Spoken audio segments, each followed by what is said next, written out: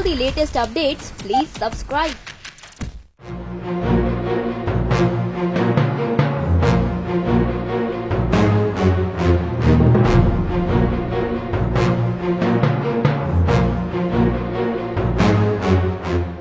नमस्कार, मैं आपके साथ अभिषेक। इस दुनिया की सबसे अजीब और सबसे कठिन पहेली स्त्री है। कहते हैं लड़की यानी स्त्री को समझना मुमकिन ही नहीं, नामुमकिन होता है। लोग कहते हैं स्त्री को बनाने वाला यानी भगवान भी नहीं समझ सकता, और ऐसा माना जाता है कि इसे समझना और सुलझाना बेहद ही मुश्किल होता है। तो आपको जानकर ये हैरानी होगी, जब स्त्री की रचना हुई उस वक्त भगवान ने बहुत ही फुर्सत से इसकी रचना की थी, और रचना करते करते इतना समय लग गया कि देवदूत भी भगवान से सवाल जवाब करने लगे। भगवान, आखिरकार आपको सृष्टि की इस रचना में इतना ज्यादा समय क्यों लग रहा है? दरअसल भगवान जब नारी की रचना कर रहे थे तब वे 7 दिन पूरे हो चुके थे, और इसके बाद भी रचना चलती रही, लेकिन पूरी ना हो सकी, अभी भी यह अधूरी थी। ऐसे में देवदूत प्रश्न करने लगे और विवश हो गए कि क्या कारण है जो भगवान को इतना ज्यादा समय लग रहा है। आप भी इन दिलचस्प सवालों को जानिए जो भगवान और देवदूत के बीच हुआ, और देवदूत के प्रश्नों के भगवान ने क्या अद्भुत जवाब दिए। बहुत सी पहेलियां आज भी मौजूद हैं जिसकी कोई जवाब नहीं, जैसे संसार में स्त्री पहले आई या पुरुष। इस पहेली का जवाब किसी के पास भी नहीं है। कहते हैं कि भगवान ने जब स्त्री की रचना की तो उन्होंने बहुत समय लिया, और भगवान के साथी यानी देवदूत जी भगवान से प्रश्न करने लगे। उन्होंने कहा, हे प्रभु, आपने 1 मिनट में दुनिया बना दी, पर स्त्री को बनाया आपने बड़ी मुश्किल से। आखिर इतनी मुश्किल क्यों हो रहा है? इसे बनाते वक्त आपको इतना वक्त क्यों लग रहा है? देवदूत के इन सवालों को भगवान ने कुछ ऐसे जवाब दिया जो हम आपको बता रहे हैं। सबसे पहला प्रश्न देवदूत ने भगवान से पूछा, हे भगवान, आपको इस रचना में इतना समय क्यों लग रहा है? इससे पहले आपने किसी भी रचना में इतना समय नहीं लिया। आखिरकार इसका कारण क्या है? तो जवाब में भगवान ने देवदूत को उत्तर दिया, देवदूत, क्या तुमने इसके गुण देखे हैं? जिसकी मैं रचना कर रहा हूँ, ये मेरी वो रचना है जो हर हालत में डटी रहती है। हालात कोई भी हो, अच्छे हो या बुरे हो, कभी भी डिगती नहीं है। हमेशा और हर परिस्थिति में खुद को संभाले रखती है। फिर स्थिति चाहे कैसी भी हो, कितनी भी भयानक क्यों ना हो, सबको खुश रखती है। इसका गुण इतना अच्छा है कि अपने परिवार और बच्चों को एक समान प्यार करती है। जिस स्त्री की रचना में इतना समय लग रहा है, वो न केवल अपना ख्याल खुद रखती है, बल्कि बीमार होने के बावजूद भी 18 घंटों तक काम करने की क्षमता रखती है। तो देवदूत, तुम बताओ, जिस स्त्री की रचना कर रहा हूँ, इसमें समय लगना चाहिए या नहीं? देवदूत, इसमें इतना प्रेम डाला है कि पूरी दुनिया एक तरफ हो जाए और स्त्री का प्यार एक तरफ हो जाए, फिर भी स्त्री के प्रेम में कभी भी कमी नहीं आएगी।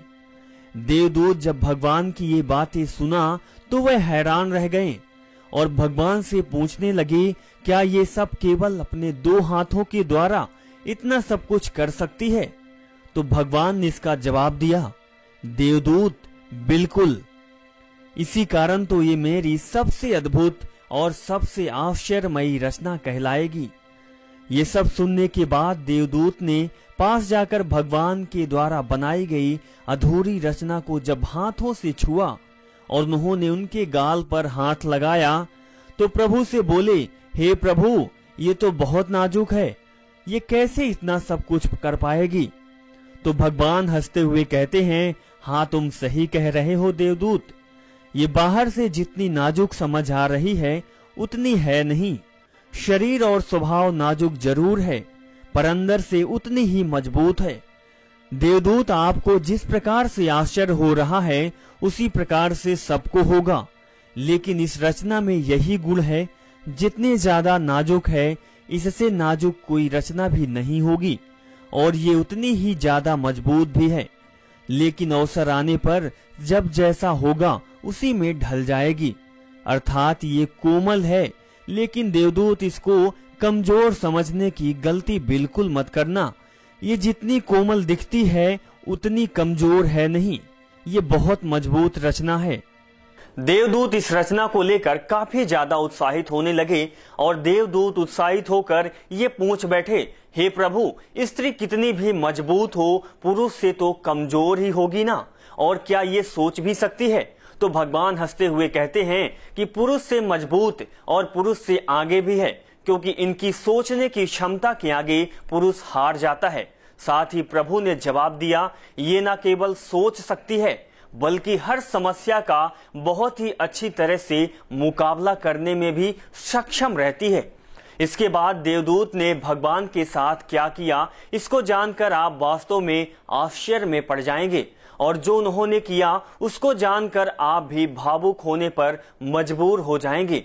तो जानते हैं आखिरकार ऐसा क्या हुआ। दरअसल हुआ ऐसा, जब देवदूत ने भगवान के द्वारा बनाई गई स्त्री रूपी रचना के पास जाकर स्त्री के गालों को हाथ लगाया, तब उन्हें कुछ पानी जैसा प्रतीत हुआ। तो उन्होंने पूछा, हे भगवान, ये इस रचना के गालों पर पानी जैसा क्या प्रतीत हो रहा है? भगवान ने कहा, देवदूत, ये आंसू है।